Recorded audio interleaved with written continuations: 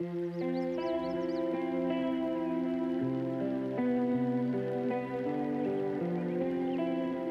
think that post-pandemic, we became more aware of health. And not only about health, but we used to care about physical health, but also it's like if mental health came out of the closet. Before, no one was talking about it, or because there was such a stigma.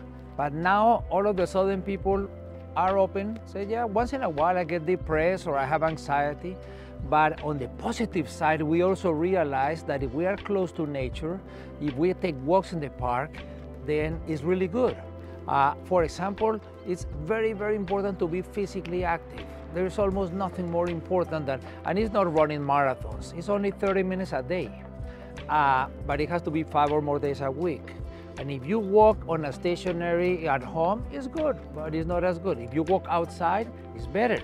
And if you walk outside near nature, it's even better. So I think making the connection to nature, I think is really, really important. And I love that in Prague, people are giving importance. Also, we need to have equity, because sometimes we have city averages. Let me give an example. I live in Toronto and I love Toronto, but we have some big issues. For example, we are very proud that we say, oh, we have 28% tree canopy. Okay, that's nature, 28% tree canopy. But if you live in a wealthy area, you have 50% tree canopy. If you live in a poor area, you have maybe 5 or 10% tree canopy. So that is social. There is a huge lack of equity.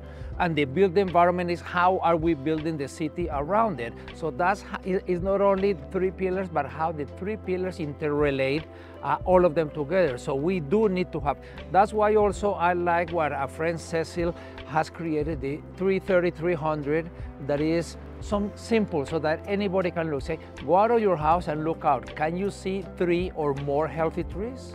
What is 30? In your neighborhood, in your street, do you have 30% tree canopy or more? And third, do you have a quality green space or park within 300 meters?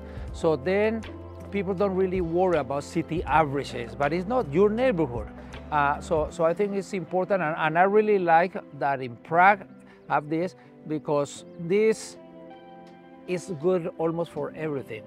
Of course, the cities look much more beautiful when there's a lot of trees and nature, but also it's good for mental health. It's also good for climate change, for the environment. The trees, we know they clean the air, they absorb the 100-year rain. I mean, there are so many benefits. It's also good for economic development. It has multiple benefits.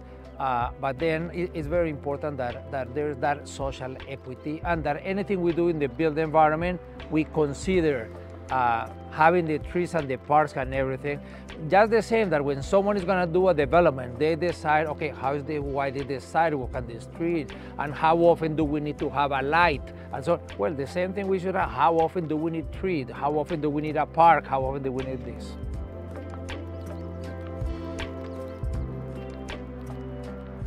I think it's not about slogans. I think that I'm really surprised that people are concerned about the 15-minute city. Well, it has nothing to do with 15 minutes. It has to do with proximity. And proximity, we wanted to live close to everything that we need forever, except that in the last 100 years, the car arrived and sprawl went out, and then no longer people were living close to walking distance to the schools and the parks and restaurants and the library and the grocery stores and friends and socializing. But this isn't really something new, except what happened with the car. And people have different ideas. Some people call it the walkable city, some others call it the 20-minute city in Portland, the 15-minute in Paris, the 3-minute city in other places. Actually, now they even have the 1-minute city in Sweden. And I love the 1-minute city. What is the 1-minute city? Is in front of your house. So they have Lego in Sweden, so they think in modules. So they created the city's own modules, and then the neighbors get together and decide what to put in front of their house. So it's not city hall, no, it's each neighborhood decide, each block. And they say, maybe I want trees, or I want flowers, or I want bicycle parking, or I want barbecue, or I want seats, or whatever. So that's the 1 minute. But let's get back to proximity and 880 cities. 880 cities, the concept is a city for everyone. So some people say 8 to 80. I say, no, it's not 8 to 80, it's 8 and 80 as an indicator. Because if city is good for the 8-year-old and for the 80-year-old, it's gonna be good for everybody, from 0 to over 100.